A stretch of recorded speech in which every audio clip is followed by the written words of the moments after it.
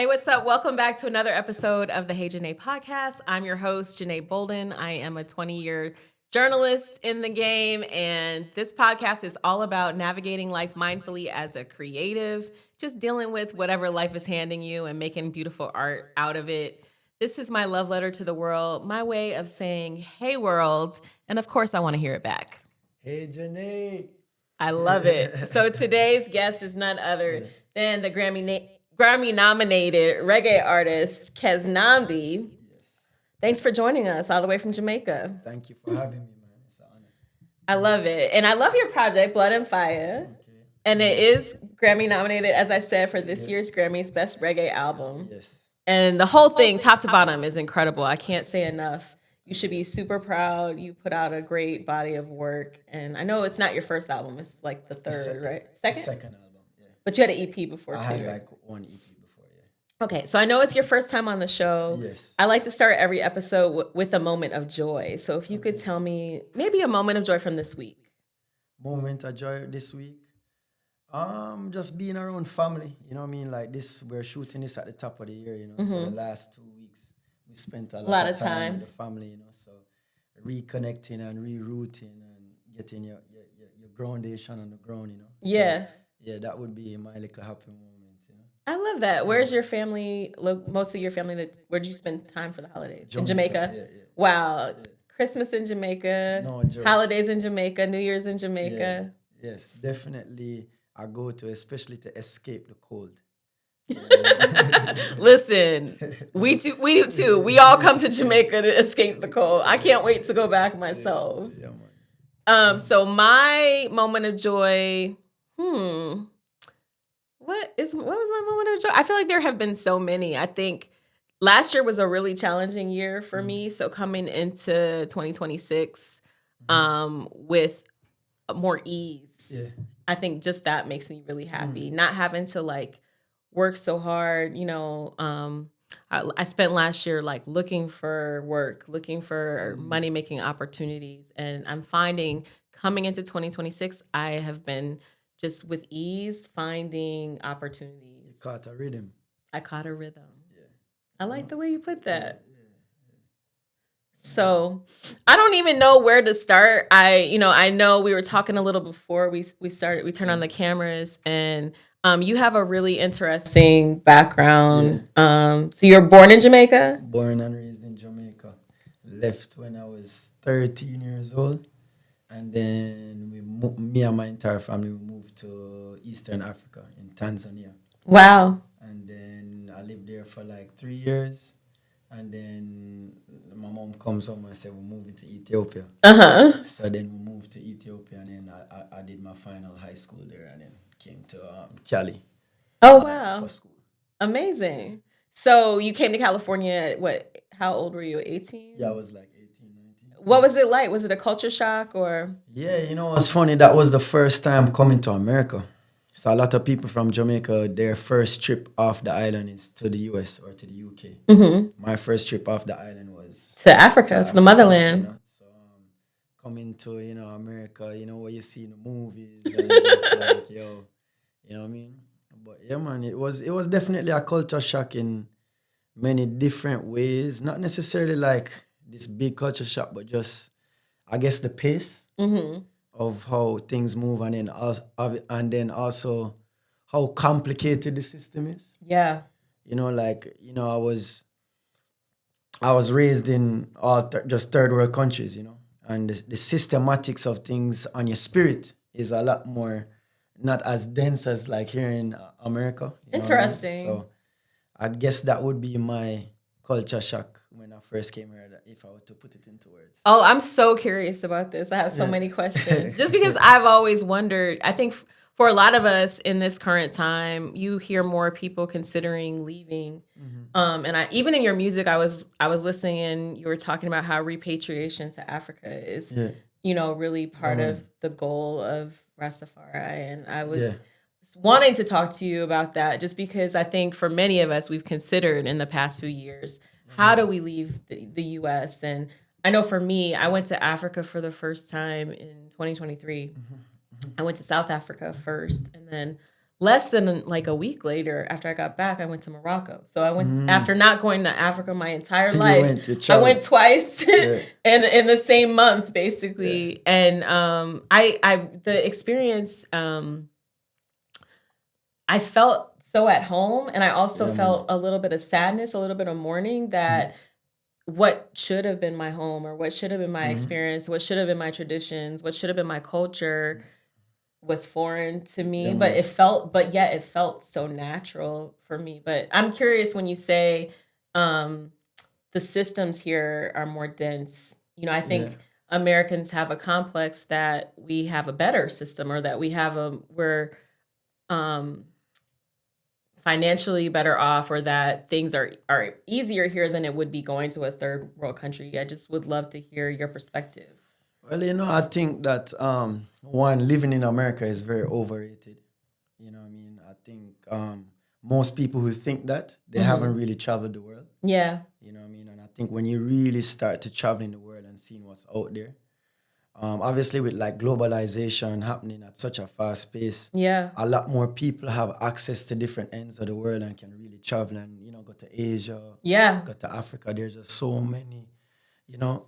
But in terms of with the system, it's just like, especially as an African, and if you have African heritage, it's like, yo, Africa is the future, you know. Like what's happening in Africa is like amazing. There's just so much opportunity out there now, and everything is growing so quickly, whether it's in entertainment, whether you're just trying to do business, whatever, it's literally times 10 there. So whatever you can do here is times 10 over there. And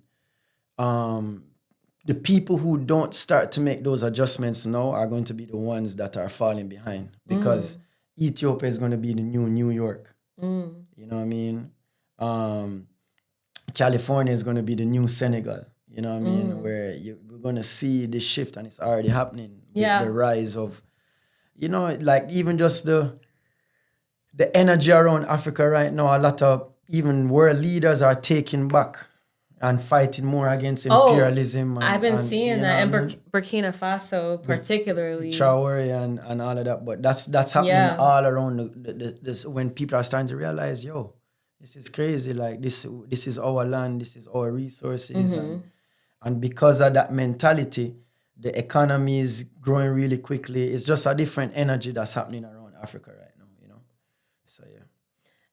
And then you said something really interesting, because I feel like a lot of it starts in the mind. We were talking about being able to like make things happen by, you know, the power of the tongue, the power of the mind.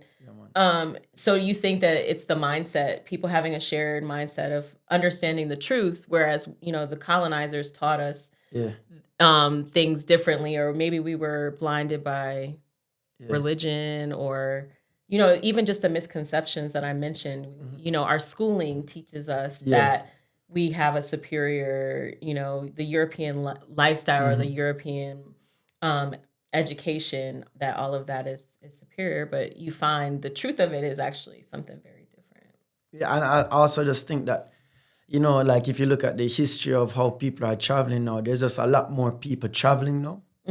So it's not all just what is fed to you. You know, so a lot of people who are going on vacation to, you said you went to Morocco and stuff, like whatever you were doing, it is just more accessible. So people are creating their own narratives, you know. And the problem is like, there's this saying, I don't say it properly, but this African saying where it's just like, if the narrative is always told from the hunter's perspective, it will always glorify the hunter. You know what I mean? But if you ever hear the story about the lion and how much hunters him kill, you know what I mean? But you'll never hear that because it's told from the hunter's narrative, you know? So it's the same thing with media now and stuff. Like a lot of these stories are being told from somebody who is not from that origin, you know what I mean? Or from a colonizer or whatever. So it will always be that little bias. But as I said, with how information is traveling now, with people more traveling now, it's a lot more harder to like form somebody's perspective of an idea like Africa, you know what I mean? But yeah, man, Africa the future, man, and we have to get with it, especially as people with African descent. Like if we're gonna really sit here, I asked ChatGPT the other day, like, I think there's just way more. I didn't realize the ratio of Caucasian people to Africans. You know, in the US, I didn't realize it was so much more Caucasians than African, which is just but you go to Africa, everybody black. Yeah. Everybody black. So it's just you go right into a situation where you are the dominant. Yeah. That's why we like Atlanta. Yeah, I love Atlanta for that too. Yeah. You know what I mean? Yeah. That's really interesting. And you had your parents are musicians too, yes, right? yeah. Both musicians in a band called Chakula, which means food in Kiswahili, but it's really spiritual food. Yeah. What was that like growing up in a musical family? I know you can't even imagine a different way of living, but for those of us who didn't have musician parents, and did you know that you wanted to be a musician? How old were you when you knew? As I said, it was very normal for me. I thought it was the norm. Yeah. I thought everybody in their household growing up, and at that time, recording studios weren't really, it was just becoming a thing where you can have home studios, and at that growing up, my dad and my mom, they had a little setup, where it was like what is now, where it's just like a setup like that over there. But it was that having a setup like that in your home, not many people had that at that time, So, that was the norm. I thought growing up everybody had that, but that definitely wasn't the case, And then, my parents is not just musicians, but they're activists, They're real revolutionaries. Yeah. So it was music was very dense. It was for a cause. It was a message. It wasn't. So at that time, growing up, I didn't really understand it. Football, or in America we call it soccer. It was really my focus. I never really. It's not until I really started to question who I am or what's my identity, and where I started to understand what my parents were doing with music at the time. That's when it started to become a little bit more attractive, I guess, when I started to question who I am and what is this world around me. And when those questions started to arise, I think music started to kind of become more of a thing where it's not just the background anymore. Yeah. It's something where I want to try and express myself. Yeah, it's a great tool. Yeah. It's interesting. I was listening to your project, and it the words actually have such a great message. Yeah. And I'm assuming you don't know any other way, now that you're describing the family that you come from and the background. But when you were putting this together, how were the songs, what was the process like? Did you come in knowing I'm going to talk about, he has song titles you have song titles like Colonial Bondage, Identity Crisis, Serious Times, Pressure, Forever Grateful, which, we talk about gratitude all the time here, how important gratitude is. So were these things already going into it? Did you know going in, I'm making an album and this is the roadmap for it? Or was it more one song at a time and then you realizing I have a body of work here and it's cohesive, it works from start to finish? I feel like nobody really knows when you're going into that room to go create something. I think that's the phenomenon about music, right? Yeah. You can't really just press a button and then the inspiration comes. But I feel like the intention was, the music was driven by what I'm saying. Mm-hmm. You know what I mean? So a lot of times in the past when I was making music, a rhyme scheme might drive the direction of the song because it's more cooler to say the word this way or a simile or stuff. But it wasn't like that for when I was recording Blood on Fire. It was very message driven and if I'm gonna lose a rhyme scheme, it was okay for me just to make sure that I'm saying what am I saying, what am I bringing to the table. Yeah. So I think that would be the shift when I was recording this song. That's why you have songs like I Am or Colonial Bondage or Identity Crisis, but my process is we're just recording music, we just record this could stem something, but definitely not something where I'm going into the studio trying to knock out a song or trying to get this. I waited on the inspiration. Mm-hmm. You know what I mean? When the inspiration hit, that's when I would go and receive it. And when it's literally drooling out of my mouth, that's when I was going into the studio instead of trying to force it, and okay, I need this, my team requires this, I need all these kind of like things in my mind. Instead, I just like really went in when it was pure inspiration, you know. Yeah. I was looking at your one of the music videos, and you even were singing about your Pumas, and you literally had Pumas on, and so I was like, wow, he was in there and he was making music like from the moment. It just seemed very organic. Yeah, and even that song, that was what the freestyle that we did on Busta's remix, and that was one of the records where I had like a so-called writer's block. And, you know, a lot of times when I record music often, you know, but whenever I don't record for a time, I get a lot of anxiety. And like, it's my therapy. It's my way to like go inward, you know. And so when I can't access that, it's very frustrating sometimes, you know. So a lot of times when that happens, if it's really, and I really want to go and record, I'll do exercises where it's just like no stress, no outcome, no nothing. Just write the first thing that comes off of your mind. Yeah. Don't critique, don't do anything. And that Puma line was, you know, just the first thing what coming off of the thing. And then, Wow, that's funny that's what I noticed, and that's what came from the question. Interesting. No, I think that's great, and I'm really happy you shared, because I think so many of us deal with anxiety, and we do, you know, as artists, you know, sometimes you can get like artistic paralysis where you're like, I know I'm capable of, and especially when you have a vision and you want everything you make to match that quality of the vision, and then you're like fighting to do it. But I think it's great what you said as well, to wait until the things are like coming out. I know for me, I will sometimes not be able to sleep at night, and if I can't sleep and I'm getting all these ideas, and I have to, like, if I don't fully get out of bed and start typing, like I might just I'll pull my iPhone out and I'll do a couple notes. And I'd slept maybe 3 hours on Sunday night, you know, a regular person thinks about a lot of things at once, you know, but a crazy person thinks about only one thing every single day, you know. So that will make you lose sleep, you know, because you're thinking about this one thing every single second of your life. You know?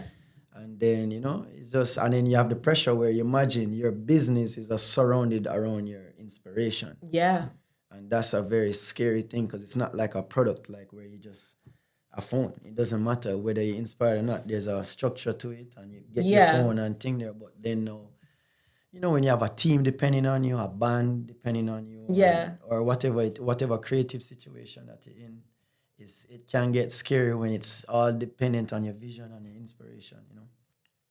Okay, so I want to get into This is a perfect road path to talking about the Grammys, I think.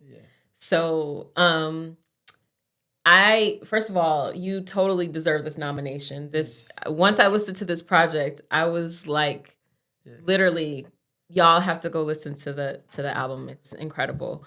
But I know it's not as simple as making an undeniable album, right? There's politics that go into it. There's campaigning that has to happen. Definitely. And I think a lot of people don't understand. And even with Grammy nominations, sometimes people are like, how did this album not get nominated? How did it not win a Grammy? That kind of thing. And I have friends who work in the music business, and I remember a friend of mine, she was working in A&R administration, and she didn't realize the label was a small indie label, and they didn't realize that they had to submit the project for nomination. So if you don't submit the project for nomination, it can't be nominated regardless of how incredible it is. So one, like, this is under your label, right? Yes. So you're an independent artist.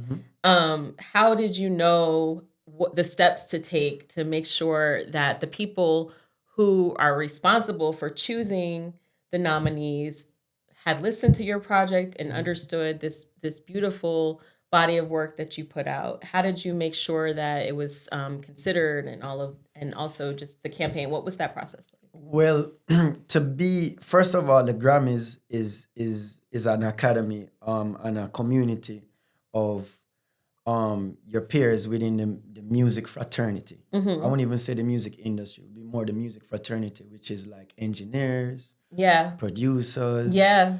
Artists, Yeah. musicians, Even attorneys. It's like literally, but to become a part of that the academy, you have to have.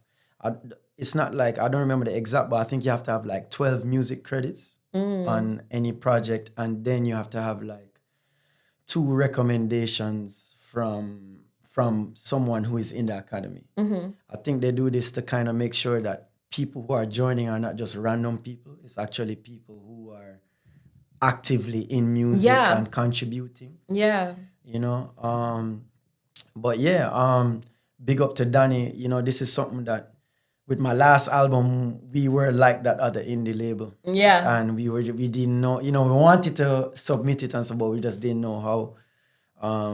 And then one of my good friends, Danny, who is a part of the academy, when I played the album for him, he's just like, you know, it's Grammys is something that we've always said we'd love to get or whatever, but it's never been like a full focus because we're independent, and you know, our thing was just always, we never really have connects like that in the industry. Our thing was just always guerrilla, and lucky enough for us, we've been able to create like a very like lucrative and just like a supportive family around us that support anything that we do. You have your own community, and you know, and we started building this community from early. Yeah. So because of that, I think where we are right now, we're in a place where you can't have any kind of success right now without a community. Yeah. So we're lucky to have this community around us. However, yeah, so when we talked to Danny, it was just like, in fact, our album was set to release like the first week of September. But Danny told us, is like, yo, if you want to actually get it considered, you have to release it in August. You know, and I remember that was like a big decision, like, I'm really going to change my date. And he's like, bro, you're going to release it like a week earlier. It's not going to change anything. Yeah. You know, it's an award. And let me say this. I underestimated what it could bring to my journey. You know, I thought it was just this, you know, facade, superficial kind of thing. You know what I mean? But I think I was wrong. Yeah. After like going through the process of like going to different like Grammy events in LA and stuff. Of course, there's a facade about it at the surface of it, but when you get to really lock in with people who are from the community, it's a real music community. You know, it's a real, like, it's a bunch of nerds too, like in a good way, like people in who a are great obsessed way. In a great with way. it, you know. So like, you know, I went to a couple events where you're like guerrilla marketing, really like going and saying, here's my project, and networking, and they're saying, here's my project, and you're listening to all this great music, and it's really that part of it I really enjoyed, and I really like that, you know. And that was a surprise for me, because I thought it was just going to be this big superficial shake and, you know, boom boom, you know. But that part I was really happy about. And I met a lot of cool people. I met like a lot of like orchestra arrangers, like conduct, like all these different musicians that more than likely, because of these connections, I'm probably going to be using them for my next project and being able. So that was really cool about it. But at the end of the day, you know, like, it's still people, right? It's still human beings voting for you. So you can have all the money in the world, you can have every trick in your book. At the end of the day, you have to get people to believe in you and believe in your story, and at the end of the day, go to that thing and actually vote for you. Yeah. You know what I mean? So it still comes back down to the art form, and still comes back, like, I think when people heard Blood and Fire, they just knew what time it is, and they just knew, and they seen the serious and the passion in my eyes, and they just know that we're on a different wavelength when it comes on to certain things. And I think, like, it's very important. Yes, it's cool to get a Grammy, but the most important thing is to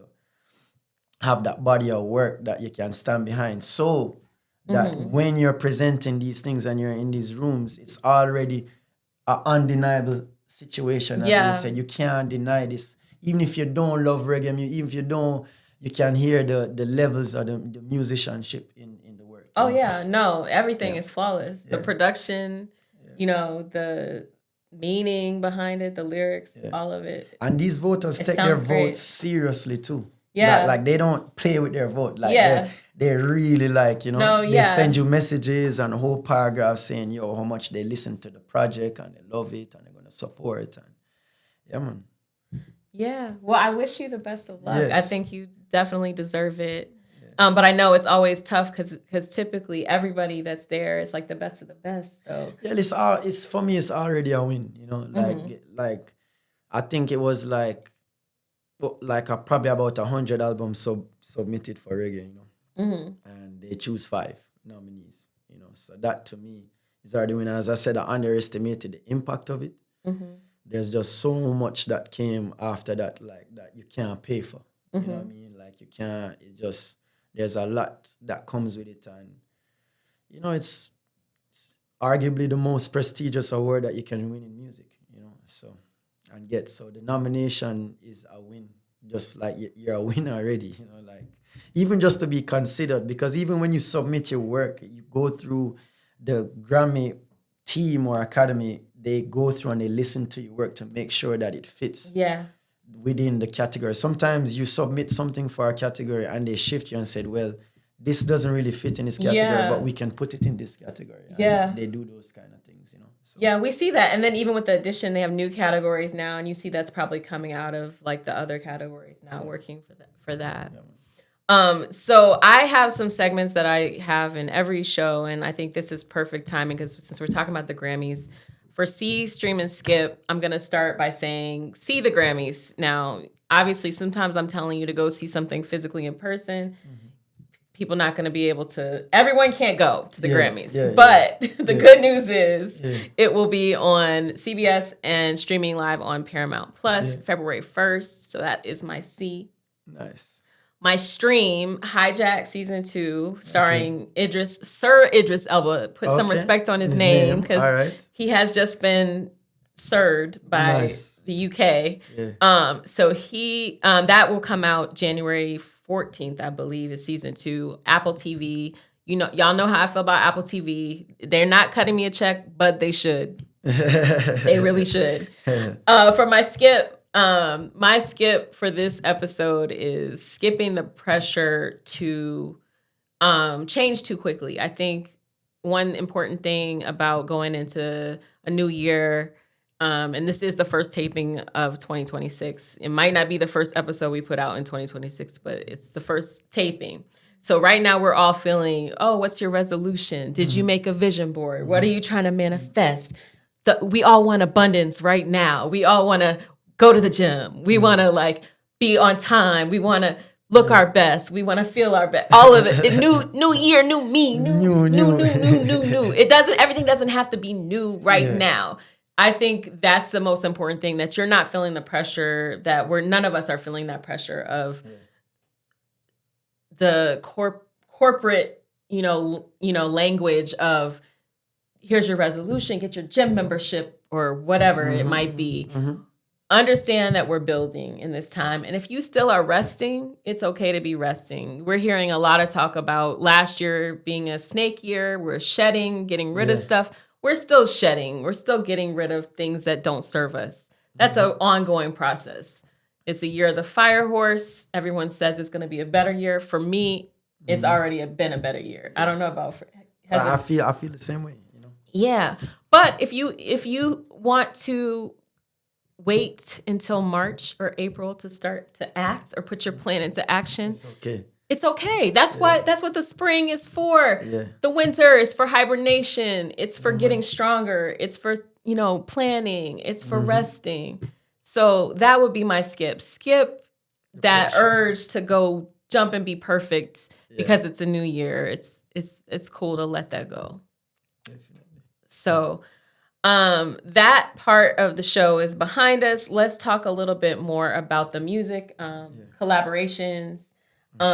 So you mentioned this freestyle that you did over Busta's. I know you haven't met him yet, so I'm excited for you. I know you're about to meet Busta, but I would love to hear about some of your inspirations, and then the collaborations you've already had. Can you talk to us about those, and then I would love to hear dream collaborations as well. Yeah, well, on the album, I did 3 features. One with my sister Kelissa. That's the first track titled I Am. Mm-hmm. And then we have another feature with Mavado for a song called Bun the Ganja that was produced by Vass and Major 7. So big them up anyway, them there. Love that song. Related to it. Yes. related and love it. Yeah. You know, that song we're just celebrating herb and, you know, cannabis and stuff. And, my medicine. yeah. And then also with another younger artist who's doing amazing things, Massacre, who is like just like the new generation of dancehall, you know, and somebody who is making serious waves locally and globally, you know. So having him bless the album was you know, I'm a big fan of his. So having that come true, that was a great thing, and we love that, you know. So we give thanks, Massacre, big up anyway. You're there, and those were the features, you know, on the project. Love that.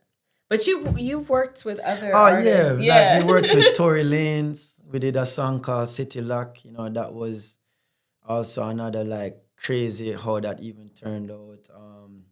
I've worked with another artist called Chronix. Yeah. With a song titled 2 songs, My Love for You and Victory. And we worked with a huge EDM artist called Zoo, who that was like my first experience seeing like a young team like doing massive things. Yeah. And getting exposed to that from a young age and even touring with him. Yeah. Was it like really shaped my mind and helped us grow as a team as well. So shout out to Zoo for creating an opportunity for I gotta us. check him out. I'm not the biggest EDM fan, but I when I walk, I listen to Fred Again a lot. And I really like Fred Again and how his mind works with the crazy mashups. Like that's the one thing about that EDM music is like when you do you'll find sometimes the songs that you love and you're super familiar with, and the way that they're able to blend them with the things that you're not familiar with and make it something that you can have an appreciation for. And it also just is, there's an energy to it. You know, and obviously there's an energy to everything, but the energy of that music is really something special. It's sick. And then we were featured on Rhapsody's album last year. Yeah. You know, so that was another like, you know, I'm a big fan of Rhapsody and what she stands for and the messages that she put in her music. So when she reached out, it was like, well, of course, you know, I did that within seconds, you know. So that was another like cool little interaction between hip hop and reggae, you know what I mean? And we did a song, it's titled Never Enough, me and Rhapsody. So yeah. Everybody check those out. Yeah, definitely. Well, you know, I know you have to fly out today, actually. So I thank you for making the time for me.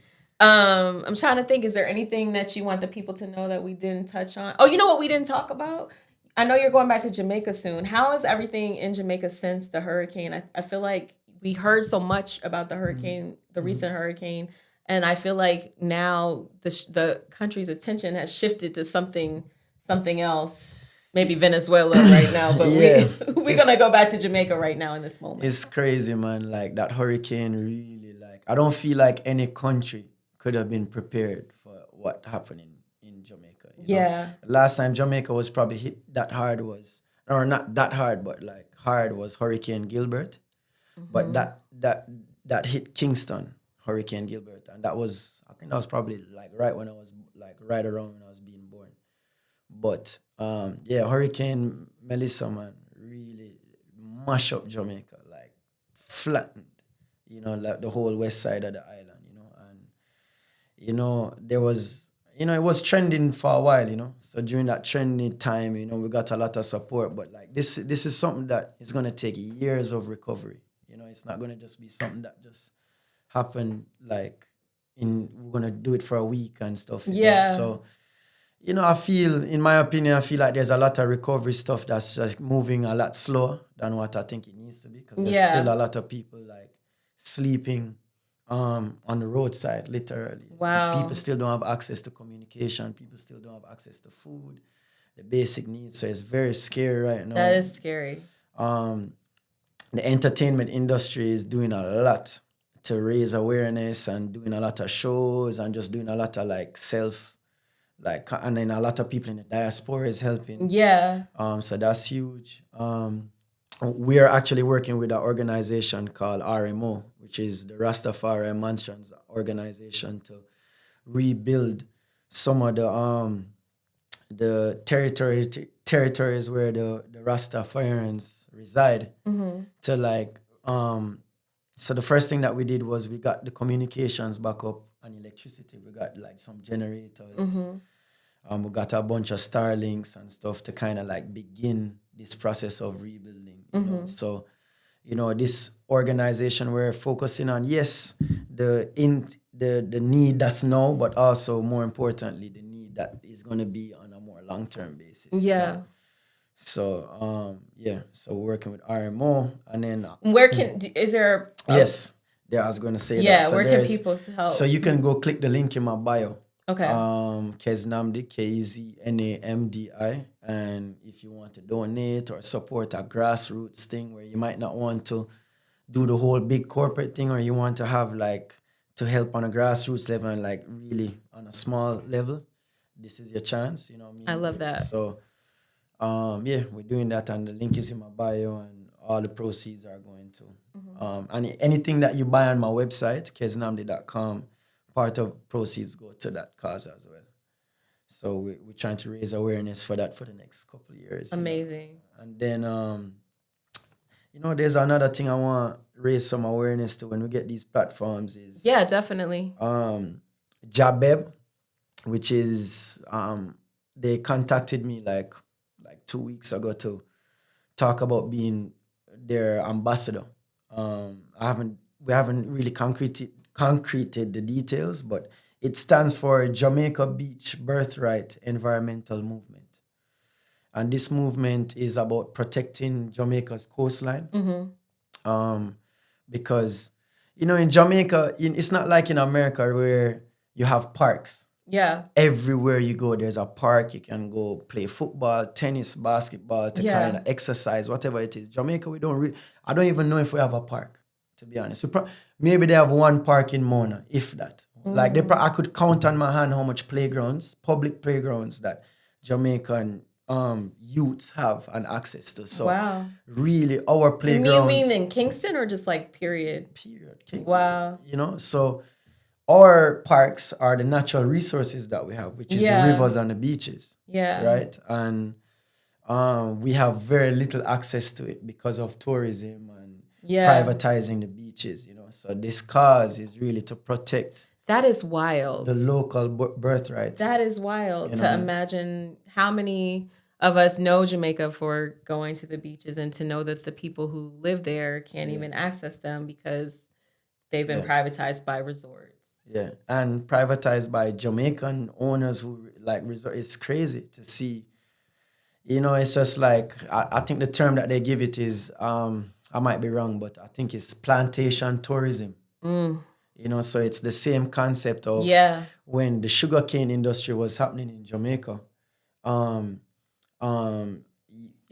None of the slaves were benefiting from this. So it was all the sugarcane, because Jamaica was one of the leading exporters of sugarcane, you know what I mean? And we weren't getting any benefit from this, you know what I mean? And it's the same kind of situation with tourism, where most of this money leaves the island, you know what I mean? So there's billions of dollars being made in tourism, but we get very little fruits of that labor from, the people who are actually on the beaches, or the workers that are working in these hotels and stuff like this. So they call it plantation tourism. So it's a scary thing. And, we as Jamaicans are really trying to raise, at least for me, trying to raise awareness around this, because a lot of people come to Jamaica to find peace and for 2 weeks or stuff. But then at the end of the day, the Jamaicans themselves can't find their own peace. And we don't have, it's not like we have an alternative. And I get it, tourism is one of our biggest exports, you know what I mean? But I still think that there must be a way to do it where it's not just this big shut off where you can't go down. Imagine this beach. There's a big thing with the Bob Marley beach. There's a Bob Marley beach in Kingston where a lot of people, locals, used to go to this beach. Yeah. And now, I don't know who bought it. I don't know the full story of it, but I know that it's trying to be privatized and they're trying to kick off locals who've been there for hundreds of years, more than, you know what I mean? And it's a scary thing. So I just wanted to raise some awareness around that. No, it's important. I think just the mind that we all be mindful when you're going into spaces, the people who have to live there, you know, and have to exist there and trying to make their experience better as well. We should all have a better experience. And it's our birthright. Yeah. We're born here, you know what I mean? This is ours, you know what I mean? And nobody should be allowed to own the coastline. You know what I mean? I think Jamaica is one of the few Caribbean countries that allow that actually. You know what I mean? Most people don't. It's too precious. Yeah. You know, we didn't ever touch on the meaning of your name. Keznamdi. Yeah. It's actually my name that I was given. It's not my artist name. Yeah.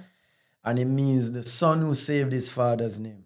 So Kez actually means, it's a title, which is like priest or prince. And it derives from Ethiopia. And Namdi comes from West Africa. And it means the son who saved his father's name. And, you know, being in a family where I'm the only boy. So I got 4 sisters. Wow. So I'm the only one who is carrying on my father's name. Oh, wow. You know what I mean? So, yeah. So literally amazing. Yeah. That's wonderful. Okay, so I came up with an affirmation for us to end on. You ready for it? Yes. Okay. What I create uplifts, connects, and reaches exactly who it's meant for.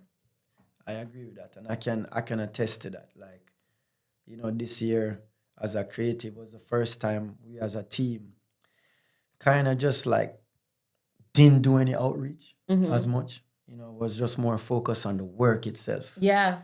You know what I mean? And just like let the work be a publicist. Let the music bring the people and create the team. You can't find a team. You have to attract a team. You know, it's like if you find a team, chances are it's going to phase out in a year or 2. But if you attract one, it's going to be, you know what I mean? I'm looking at my producer right now because my team, exactly how you said it, was organic. It came together. You know what I mean? So I definitely attest to like, just tunnel vision and just like let the work do the talking for you and what will be.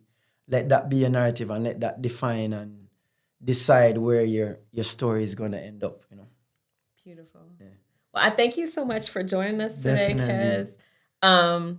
Again, you know, it's been a great episode of Hey Janeé Podcast. Definitely. My love letter to the world, my way of saying, hey, world. And, of course, I want to hear it back. Janeé.